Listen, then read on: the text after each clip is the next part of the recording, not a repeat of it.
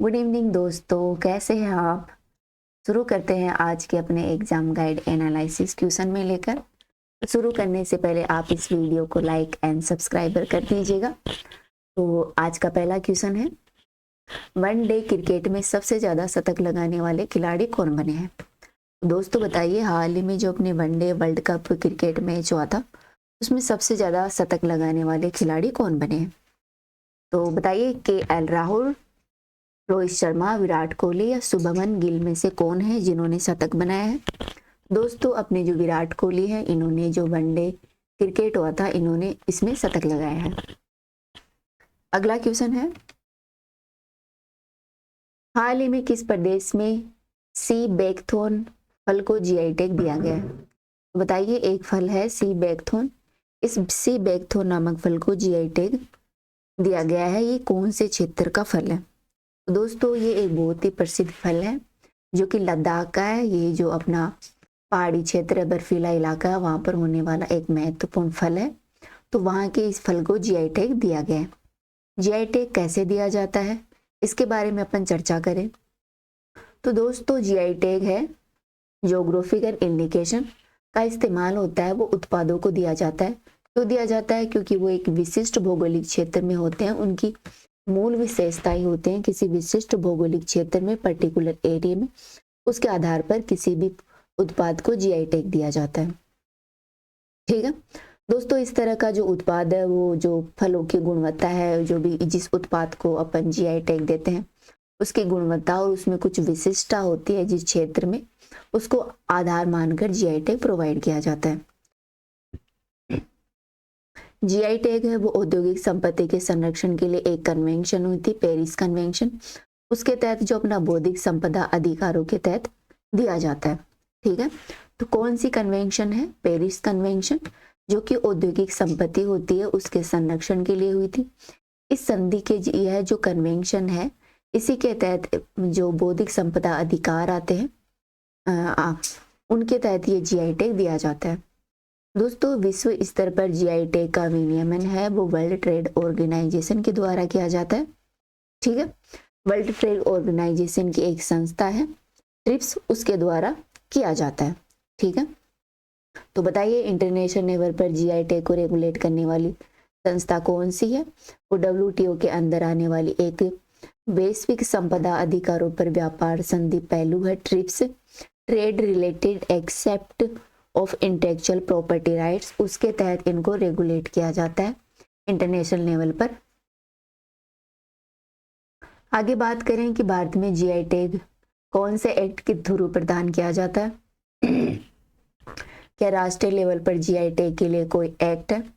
दोस्तों अपना जो geographical indication of goods and registration and protection act है 1999, उसके तहत GI टैग प्रदान किया जाता है राष्ट्रीय स्तर पर।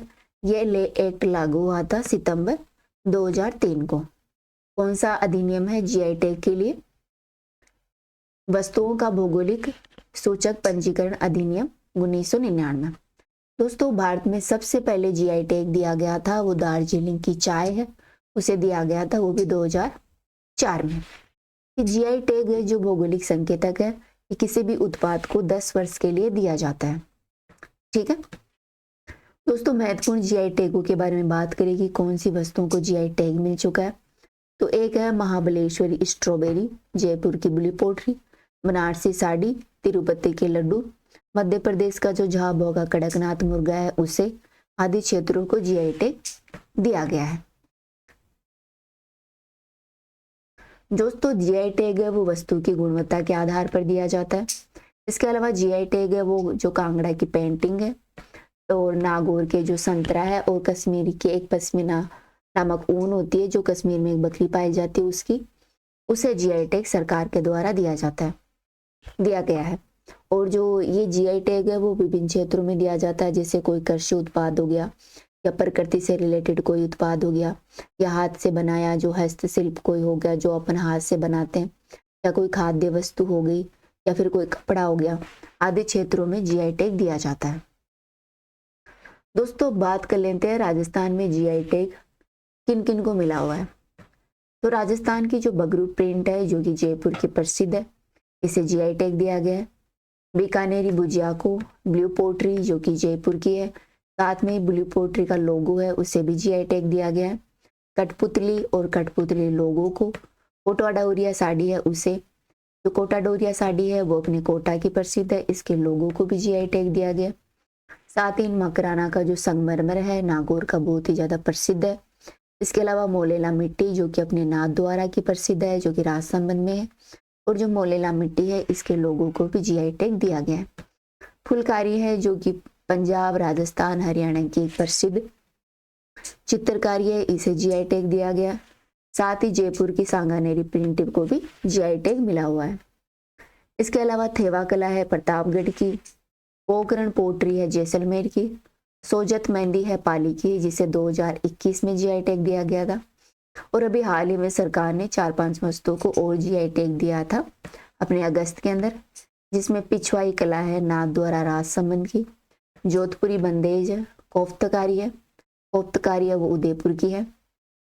इसके अलावा उस्ता कला और कसीदाकारी क्राफ्ट है वो बीकानेर के, जिनको भी जीआई टैग हाल ही में प्रदान किया गया।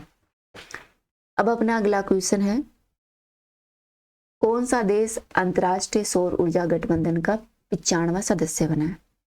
तो बताइए इनमें से कौन सा देश है जो इंटरनेशनल सोलर अलायंस का 95वां सदस्य बना है? चिली, सिंगापुर, जापान या इंडोनेशिया में से कौन सा है? दोस्तों हाल ही में जो चिली है उसको 95वां सदस्य बनाया गया है इसका। दोस्तों चिली है वो दक्षिणी अमेरिका का एक देश है। अपन बात कर लेते हैं इंटरनेशनल सोलर अलायंस के बारे में। तो दोस्तों इंटरनेशनल सोलर अलायंस की स्थापना है अंतर्राष्ट्रीय सौर ऊर्जा गठबंधन की। इसकी स्थापना 2015 में भारत के प्रधानमंत्री और जो फ्रांस के पीएम थे उन्होंने मिलकर की थी, सौर ऊर्जा प्रौद्योगिकी में वृद्धि करने के लिए और जो सौर ऊर्जा के क्षेत्र में महत्वपूर्ण योगदान देने के लिए, आपसी सहयोग को बढ़ावा देने के लिए इसकी स्थापना की गई थी। दोस्तों इसका प्रमुख उद्देश्य था जो सोलर एनर्जी होती है, ऊर्जा होती है, उस पर सभी लोग आसानी से पहुंच सके, ऊर्जा सुरक्षा सुनिश्चित कर सके, साथ ही इसके जो सदस्य देश हैं उनको आसानी से ऊर्जा प्रोवाइड करवाई जा सके, एनर्जी मिल सके। इस उद्देश्य से इसकी स्थापना की गई थी। दोस्तों इंटरनेशनल सोलर गठबंधन है वो वन सन वन वर्ल्ड और वन ग्रिड के थीम पर काम करता है। ठीक है दोस्तों, इसका उद्देश्य है एक विशेष क्षेत्र में उत्पन्न सौर ऊर्जा को किसी दूसरे क्षेत्र में जो बिजली की मांग होती है उसको पूरा करने के लिए। अर्थात यहाँ पर यह है कि जो इंटरनेशनल सोलर अलायंस की एक नोडल एजेंसी है, one sun one world one grid. ठीक है, एक सन एक विश्व एक ग्रिड के नाम से। इसका उद्देश्य है जो ऊर्जा सौर ऊर्जा है, अगर किसी देश में सौर ऊर्जा की कमी है तो उस देश की मांग को पूरा करने के लिए जहाँ पर सौर ऊर्जा ज्यादा है वहां से कम देश में सौर ऊर्जा पहुंचाना जहां पर सोलर एनर्जी कम है। दोस्तों इसके सदस्य देशों की बात करें तो 109 इसके सदस्य देश हैं, जिनमें से 90 देशों ने इसकी पुष्टि की है। दोस्तों संयुक्त राष्ट्र संघ के सदस्य हैं वो इंटरनेशनल सोलर अलायंस के सदस्य बन सकते हैं। जब ये बना था तो जो अपनी मकर और कर्क रेखा है इनके बीच में जो देश आते हैं उनको इसके सदस्य के रूप में चुना गया था, क्योंकि वहां पर सूर्य की किरणें सीधे पड़ती हैं, तो सौर गठबंधन के नाम पर उन्हीं को चुना गया था। लेकिन हाल ही में इसका दायरा बढ़ा दिया गया और इसमें जो यूएनओ की जो सभी सदस्य देश हैं वो इसमें शामिल हो सकते हैं। आगे बात करें तो दोस्तों संयुक्त राष्ट्र महासभा है, यूनाइटेड नेशन जनरल असेंबली है, वो जो सोलर अलायंस है उसको एक पर्यवेक्षक का दर्जा प्रदान करती है। यह अंतर्राष्ट्रीय सोलर अलायंस और संयुक्त राष्ट्र के बीच विनियमन और बेहतर सहयोग सुनिश्चित करने में मदद करता है तथा वैश्विक ऊर्जा विकास में भी लाभ प्रदान करता है। अब बात कर लेते हैं इंटरनेशनल सोलर अलायंस का मुख्यालय कहाँ है। दोस्तों इसका हेडक्वार्टर है भारत में है और इसका अंतरिम सचिवालय है वो अपने भारत के गुरुग्राम में स्थित है। तो बताइए अंतर्राष्ट्रीय सौर ऊर्जा का सचिवालय कहाँ है? ये गुरुग्राम में स्थित है। तो अब अपना नेक्स्ट क्वेश्चन की चर्चा करते हैं। अगला क्वेश्चन है, इस आईआईटी ने तंजानिया के जांजिबार में पहला अंतर्राष्ट्रीय परिसर स्थापित किया है। तो बताइए कौन सा इनमें से दिल्ली, मद्रास, कानपुर, कोलकाता में से कौन सा IITN है जिसने तंजानिया के साथ जंजीबार में परिसर स्थापित करने के लिए समझौता किया है? तो दोस्तों इसका आंसर है IIT मद्रास। ठीक है, IIT मद्रास है वो तंजानिया के जिंजीबार में अपना पहला इंटरनेशनल परिसर स्थापित कर रहा है। Is very important question. अगला क्वेश्चन है गौतमेश्वर धाम कहाँ स्थित है? बताइए गौतमेश्वर धाम है वो राजस्थान के कौन से जिले में स्थित है? तो दोस्तों गौतमेश्वर धाम है वो राजस्थान के प्रतापगढ़ में स्थित है। इस धाम के बारे में बात करें तो राजस्थान का जो दक्षिणी भूखंड है, दक्षिणी जो राजस्थान का क्षेत्र है जो अरावली पर्वतमालाओं के बीच में स्थित प्रतापगढ़ है। प्रतापगढ़ की एक तहसील है अरनोद। अरनोद की जो प्राकृतिक गोदियां हैं, जो प्राकृतिक दृश्य है अरनोद का, वहां पर जो गोमतेश्वर धाम है वो स्थित है। गोमतेश्वर धाम में क्या है कि जो गोमतेश्वर महादेव का मंदिर है वहां पर एक बहुत ही प्रसिद्ध मंदिर है। दोस्तों यह मंदिर है वो मीणा जाति का इष्ट देव है, साथ ही यह शौर्य का प्रतीक है। यहाँ पर जो प्रतिमा है वो गौतमेश्वर महादेव की प्रतिमा स्थित है। यहाँ पर एक बहुत बड़ा धाम है। दोस्तों इस मंदिर का जो शिल्प कला है वो बहुत ही अद्भुत है, साथ ही इसका सौंदर्य और यहाँ पर जो प्रकृति की छटा है वो भी विश्व विख्यात है। दोस्तों इस धाम पर जो प्रतापगढ़ में स्थित है यहाँ पर हर साल गौतमेश्वर महादेव का मेला भी लगता है जो कि काफी प्रसिद्ध है। अगला क्वेश्चन है बांधवगढ़ का किला किस जिले में स्थित है? तो बताइए बांधवगढ़ का किला दोस्तों किस जिले में स्थित है? तो पहले तो बता देती हूँ कि बांधवगढ़ का किला है वो अपने मध्य प्रदेश में स्थित है। मध्य प्रदेश का एक जिला है उमरिया, वहां पर ही बांधवगढ़ किला है। और एक बांधवगढ़ नेशनल पार्क भी है। तो आप बताइए बांधवगढ़ नेशनल पार्क कहाँ है? दोस्तों बांधवगढ़ नेशनल पार्क है वो इसी के आसपास है, जो बांधवगढ़ किला है वहीं पर है। अगला क्वेश्चन है ईवी रामास्वामी पेरियार ने किस आंदोलन की शुरुआत की थी? तो बताइए ईवी रामास्वामी यानी कि जो पेरियार थे उन्होंने किस आंदोलन की शुरुआत की थी? तो दोस्तों इन्होंने जो वाईकोम सत्याग्रह था वो चलाया था। इनके बारे में बात करें तो इनका जन्म 17 सितंबर 1879 में हुआ था और इनकी डेथ हो गई थी 24 दिसंबर 1973 में। दोस्तों पेरियार का मतलब होता है तमिल भाषा में सम्मानित व्यक्ति, अर्थात जो ईवी वेंकट रामास्वामी पेरियार थे इनको पेरियार के नाम से क्यों जाना जाता था? क्योंकि एक ही बहुत ही सम्मानित व्यक्ति थे पेरियार की, इनको उपाधि दी गई थी। दोस्तों ये 20वीं शताब्दी में तमिलनाडु के एक प्रमुख राजनेता थे जो कि दलितों और शोषण जो लोग थे, शोषित लोग थे, गरीब थे, उनके उत्थान के लिए इन्होंने बहुत सारे कार्य किए थे। पेरियार जी ने जातिवाद और जो गैर बराबरी वाले जो हिंदुत्व के जो लोग थे उनका इन्होंने विरोध किया। और जो दलित समाज से जो पीड़ित लोग थे, दलित समाज के जो लोग थे उनको उठाने का इन्होंने बहुत सारा काम किया। उनको समाज में सामने ला के रखा, उनकी प्रॉब्लमों को, और बताया कि वो कितनी प्रॉब्लम में है। तो इनके उत्थान के लिए इन्होंने बहुत सारा काम किया। दोस्तों पेरियार है वो एक बहुत प्रसिद्ध आदमी थे। इनका लंबा जीवन जिया और उन्होंने सक्रिय, सार्थक और सौदेश्यपूर्ण जीवन जिया। उन्होंने जो धार्मिक आडंबर होते हैं, कर्मकांड होते हैं आदि पर प्रहार किया। साथ ही इन्होंने तमिलनाडु में जो ब्राह्मणवादी प्रभुत्व था और जो जातीय अस्पृश्यता थी उनके खिलाफ आवाज उठाई।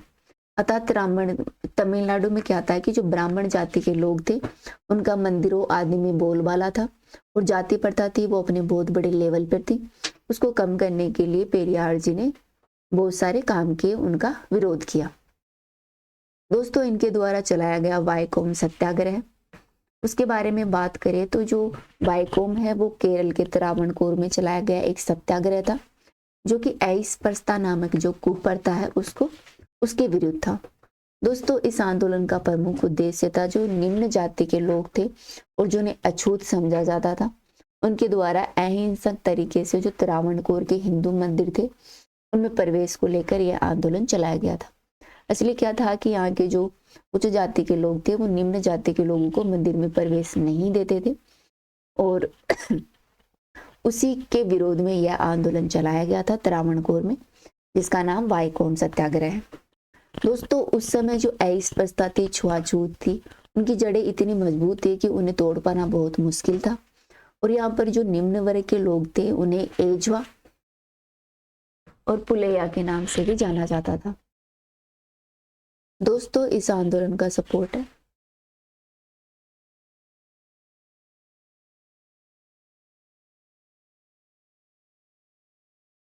इस आंदोलन का सपोर्ट है वो नारायण गुरु तथा एन कुमारन टीका के माधवन ने किया था। ठीक है। किसने किया था? इसके जुड़ने वाले लोग कौन थे? नारायण गुरु, एन कुमारन और टीके माधवन, इससे जुड़े हुए अन्य लोग थे। अगला क्वेश्चन है, किसानों के अधिकारों की लड़ाई के लिए 1920 में बाबा रामानंद द्वारा किसान सभा की स्थापना कहाँ की गई थी?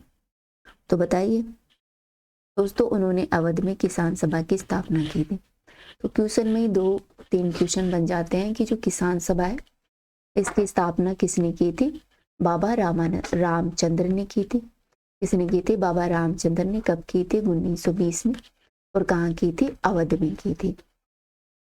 अगला क्वेश्चन है, भारत के संविधान के निम्नलिखित में से किस भूभाग में मूल अधिकार सन्निहित है?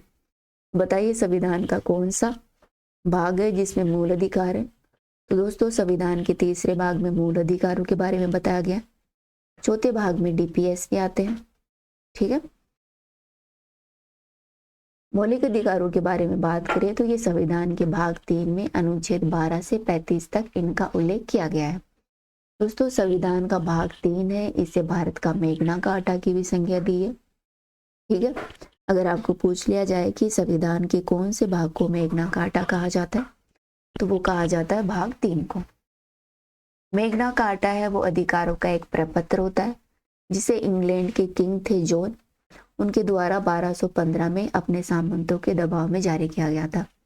यह नागरिकों के मौलिक अधिकारों से संबंधित पहला लिखित प्रपत्र था। ठीक है। दोस्तों अपने संविधान में टोटल 6 मौलिक अधिकारों के बारे में बात की गई है। वैसे तो 7 मौलिक अधिकार थे, लेकिन जो 7वां मौलिक अधिकार था संपत्ति का अधिकार, उसे समाप्त कर दिया गया था। 6 मौलिक अधिकार कौन कौन से हैं? समता का अधिकार, स्वतंत्रता का अधिकार, शोषण के विरुद्ध अधिकार, धर्म की स्वतंत्रता का अधिकार, सांस्कृतिक और शिक्षा संबंधी अधिकार और संवैधानिक उपचारों का अधिकार। तो जो समता का अधिकार है उसमें अनुच्छेद 14 से 18 तक आते हैं। अनुच्छेद 14 है वो समता के अधिकार की बात करता है, तो अनुच्छेद 15 है वो धर्म, मूल, वंश, जाति आदि के विभेद को रोकता है। अनुच्छेद 18 है वो उपाधियों का अंत करता है और अनुच्छेद 17 है वो अस्पृश्यता का उन्मूलन करता है।